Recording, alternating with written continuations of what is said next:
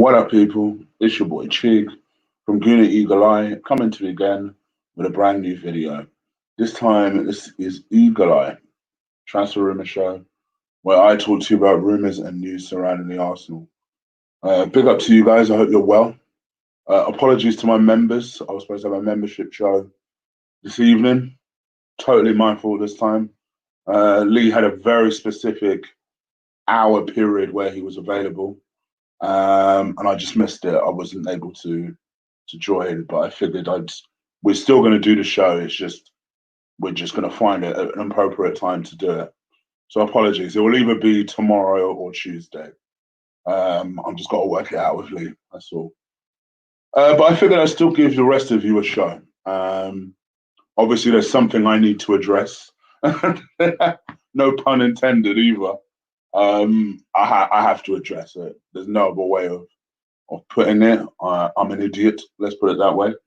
And second of all, I wanted to kind of give my 2 cents to the whole Mesut Ozil thing, and as well as the Osegaard thing, because I've taken a lot of heat from this Osegaard thing, because I'm reacting to shit that I'm seeing, and people are criticizing me like, "Well, shoot, don't be like the same."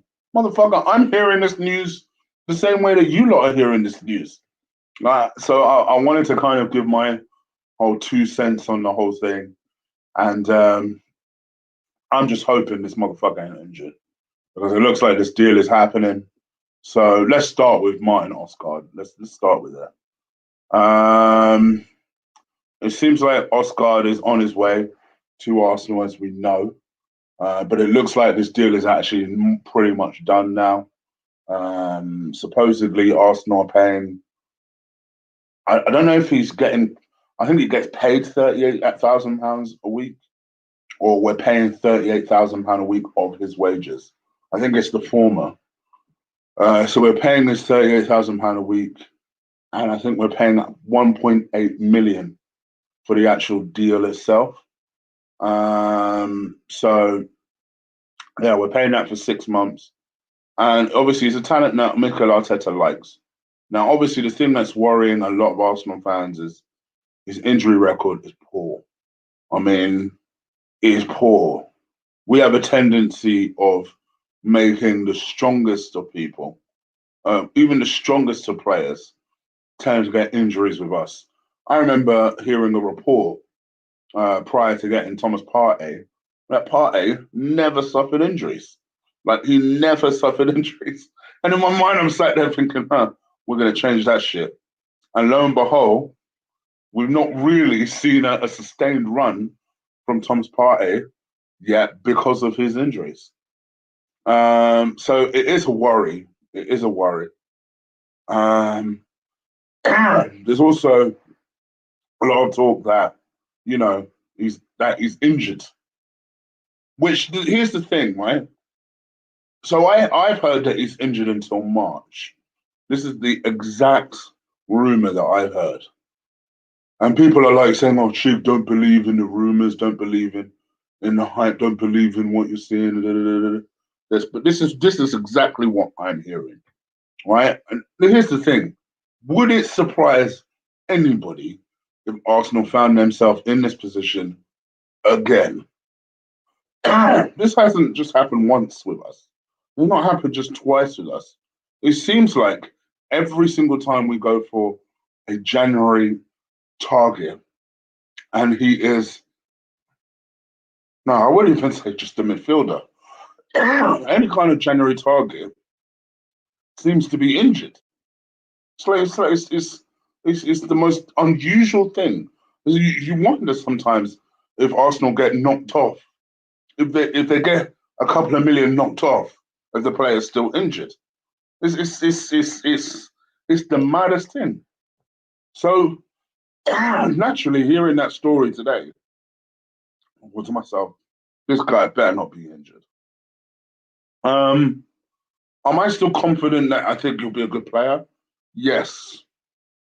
And sorry, I don't know why. All of a sudden, I swallowed, and just I can't seem to stop coughing all of a sudden. Sorry about this. No, 1 second, 1 second, 1 second. It's got alcohol in it, but at least it's something. Oh,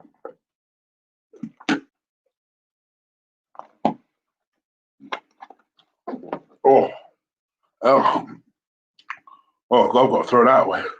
It's got old alcohol in it. Sorry about that. So yeah, so I just thought, okay, all right, whatever. Cool. If he's not injured, great. But it would not surprise me at all. But what do you guys think? Maybe you guys have more of an insight than I do. Let me know. Leave it in the comments below. Um, there's a lot of talk as well that we're interested in Ryan Bertrand. For me, I gave my thoughts on the watch along yesterday very briefly on this. I think fantastic move.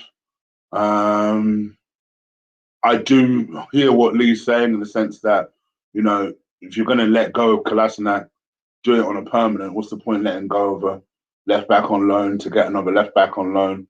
I think that makes a lot of sense. But also, at the end of the day, we've still got one left back in the team. We saw what Cedric did yesterday. He weren't great. Yesterday, we saw what Ainsley Maitland-Niles did the game before. When Kieran Tierney weren't there, again, wasn't great. We need an actual left back. If Bertrand is willing to come to be an understudy for Kieran Tierney, I'm all for it. Guy's still got Premier League experience. Very, very good. 31 years old. We'll do a job there as far as I'm concerned. So I'm with it. What do you guys think? Again, let me know. Leave it in the comments below. And I suppose I should talk about Mr. Mesut Ozil. So we never thought we'd say. I must admit, I had fully trained my brain into thinking that this would take place in the summer. Never did I thought. I mean, even Lee's countdown was geared towards the summer. Everyone had prepared themselves for the summer of him leaving, but he's actually gone now. Mesut Ozil has officially agreed a deal to sign for Fenerbahce. It's all signed. It's all gone. It's all done. Mesut Ozil left like a 3-page letter to Arsenal fans. I don't know if I can really be asked to read that letter because it's a long ass letter. But the highlights of it is basically him saying that he'd like to thank the club for his amazing journey for the past 7.5 years. And the club, I have felt support from the team and the fans during my time here, and it's incredible. Something I'll always be grateful for. And he basically goes on to say, together we won trophies for the first time in years and created memories that will last a lifetime. The Gunners fans will forever remain in my heart. I'd like to thank Edu Gaspar for helping me bring about a professional and dignified solution in the past few days. And I wish everyone at the club the best at their attempts to continue to bring Arsenal back to the top where we belong. Well, I'm not reading all that. Can't be asked to read all that. Anyway, he basically goes on to say he's going to be a Gunners fan for life. Yar Gunners, yar. It is what it is. I talked a lot about this yesterday. I think that, it's a shame. He is one of Arsenal's biggest what ifs. What ifs. Because he should have been so much more than he ended up being. And instead, we saw someone who was more interested in playing Fortnite than actually being on the field. And that's all I can say. People would say, yeah, but you only know the certain perspective of it. You don't know the ins and outs of it. I can give my opinion based on what I know. And based on what I know, this guy was never up for the away trip, especially when Arsenal probably needed him at the most, at his best, and he was nowhere to be seen. And he played his best football just before he signed his £350,000 a week contract, which, you know, sounds very reminiscent of Aubameyang, has to be said. Played his best football just before he signed his biggest contract. So it is what it is. I don't really have much to say about Mesut other than good luck to him. I hope he succeeds, and, you know, good luck to him. All right. Oh, how do I tackle this last part? 1 second. Okay. All right. There's no other way of putting this. Now, I've deliberately left this to last to ensure that I have the most possible people watching. Now, I'm only going to address this once because I don't want this to become a running saga. Now, big up to David Contreras for your donation. Arsenal should sign Weston McKenzie. He's a baller. Okay. All right. I'm going to address this last because there's most of you guys watching. Some of you guys don't even know that this happened. All right. There's no other way of putting it. I'm an idiot. I'm one of those stupid fools that you see who work from home. Apparently, I never knew I was this, but I was one of these stupid fools that you see who work from home, don't realize they're still on a call, and are sitting there and watching porn or something. When you sat there and go, what? You know what I mean. You know, lots of people are working from home now, so there's lots of little cafes of people doing stupid shit with their webcams that they don't realize that are on. Okay, well, there's no other way of putting this. During the watch along yesterday, fairly early on, I'm trying to reach around my laptop for certain things. Now, usually I'm very, very good with things like this. I will stop the camera and then I will kind of fold the laptop and I'll reach around the back of it and do what I need to do. Now, shock horror, I'm in my own motherfucking house. I'm not always fully dressed, right? Shock horror, I'm not always fully dressed. So sometimes what I'll do is I'll stop the camera, I'll fold the laptop, and I'll get something from around the back of the laptop and then put the laptop back up. Usually it'll be a mic. Maybe I might try to reposition the mic. Or I'm trying to get something from the back of it, or I'm trying to pour some alcohol. So sometimes if you see me off camera, that's basically what I'm doing, right? Yesterday, that never worked out. Yesterday, I thought I'd stop the camera. I folded the laptop down. In folding the laptop down, my crotch was there. Now, I thought I'd had my crotch fully covered anyway, but quite frankly, it was cold as fuck. So I thought I fully had my crotch covered yesterday. There's no other way of putting it. You see the very, very, very tip of my elephant trunk. It's as simple as that. There is no other way of putting it. It is what it is, right? It is what it is. The amount of, but internet being internet and being undefeated, fuck me. You'd have thought I had wanked over some kiddie porn yesterday. Shit. So I thought to myself, you know what? I'm gonna let this play out. I'm gonna leave the ha-has going. Because I wanted to do a video on Saturday night. But then I remember thinking to myself, so it's one of them ones where you do it and then realize straight after, fuck, I hope no one clocked anything, right? So at the time, I did think to myself, oh, I hope it didn't show anything. But then I looked down and it looked like my area was covered anyway. So I thought, all right, cool. If someone wants to laugh at me with my legs out, I've got great legs anyway. So cool, no problem. So that was kind of my attitude.